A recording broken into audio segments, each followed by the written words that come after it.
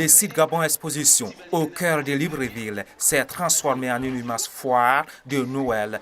Plus de 1000 écoliers et leurs parents ont été spécialement invités pour l'occasion par le couple présidentiel gabonais. Placé sous le signe du mérite et de l'excellence, l'événement vise à récompenser les meilleurs élèves des écoles primaires. Dans le rôle du Père Noël, Ali Sylvia Bongo Dima.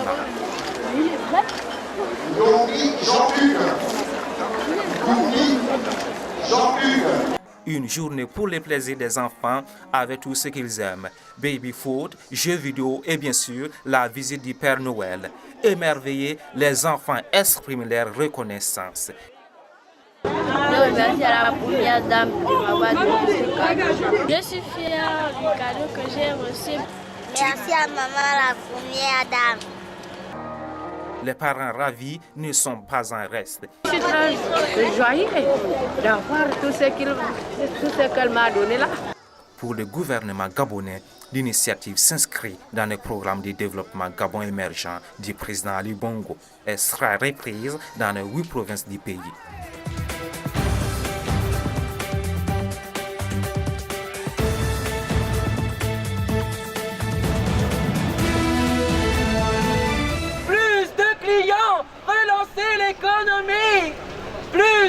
Samedi 17 décembre 2011, place Pigalle à Paris. C'est le lieu choisi par les travailleuses et travailleurs du sexe pour une mobilisation contre la récente proposition de loi votée par l'Assemblée nationale française visant à responsabiliser les clients de la prostitution et à renforcer la protection des victimes de la traite des êtres humains et du proxénétisme. Les règlements et les principes législatifs qui répriment ça existent. Il suffit de les faire appliquer.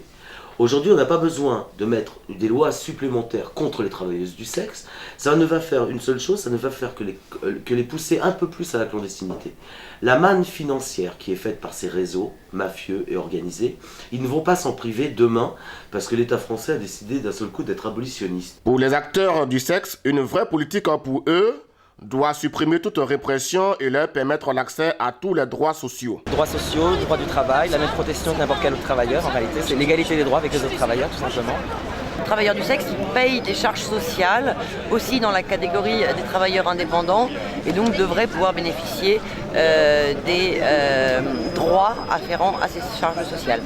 Venus de plusieurs villes de France, elles et ils entendent battre le pavé jusqu'à ce que ces droits soit reconnu. On vient de donner notre soutien, on fait beaucoup de manifestations aussi sur Lyon, on a fait une conférence de presse encore hier.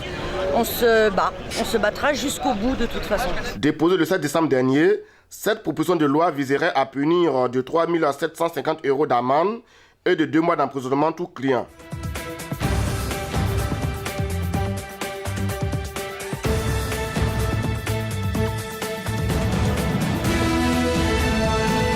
À l'agenda de la visite de Christine Lagarde, directrice générale du Fonds monétaire international FMI, la première du genre d'un premier responsable de l'institution, une série de rencontres de travail avec les différentes autorités du Niger. Christine Lagarde s'est par ailleurs rendue à Boubon, village situé à 25 km de Niamey, en bordure du fleuve Niger. La directrice générale du FMI a notamment rencontré les femmes potières de Boubon, dont elle a salué le travail remarquable et le combat pour la lutte contre la pauvreté. Après cette visite, elle a été reçue en audience par le président de la République du Niger, Issoufou Mahamadou. Elle situe l'objet de son entretien avec le chef de l'État.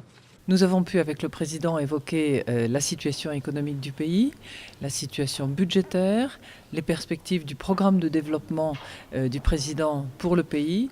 Et moi, je suis très, très satisfaite du degré de coopération, du partenariat qui existe réellement entre le Niger et le Fonds monétaire international. Pendant les 72 heures de son séjour à Niamey, Christine Lagarde visitera d'autres localités riveraines du fleuve Niger et prononcera une importante allocution devant le Parlement nigérien sur les questions de développement.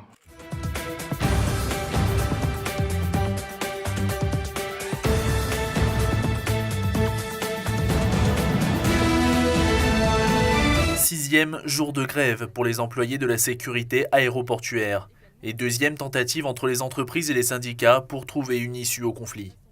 Si la direction pourrait aujourd'hui consentir quelques améliorations en ce qui concerne les conditions de travail des agents de sûreté, Pour l'heure, la situation reste tendue. Par rapport à nos conditions de travail, au niveau de nos contrats, nos heures de travail, il n'y a rien qui va vraiment. Nos salaires sont vraiment trop bas et on a beau nous promettre des augmentations ou quoi que ce soit, il n'y a rien au final. Dans les aéroports, les usagers sont dès l'aube confrontés à des files d'attente au contrôle interminables et font part de leur lassitude.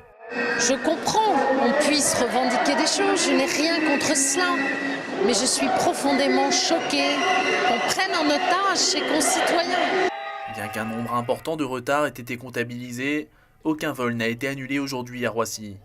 En outre, et malgré la polémique des derniers jours, aucun policier n'est venu se substituer aux agents de sûreté grévistes. À Nice, malgré la grève votée hier, et à Lyon, l'aéroport le plus touché depuis le début du conflit, tous les avions sont partis à l'heure.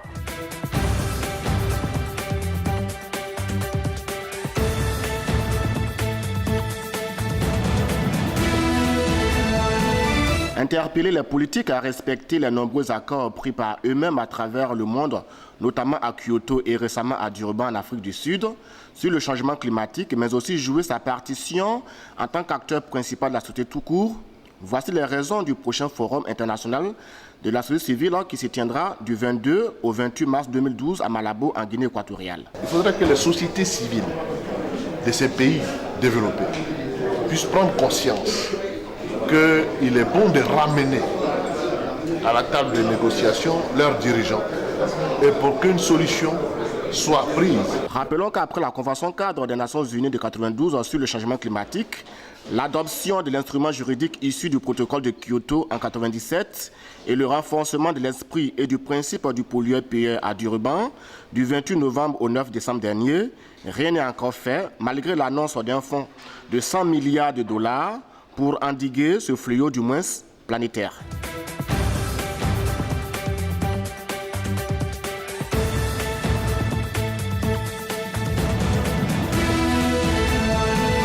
Perte de terres arables, minage de structures et destruction des routes, chemins, clôtures et habitations, c'est ce qui se constate dans ce quartier Kaonga dans le 7e arrondissement au nord de Brazzaville.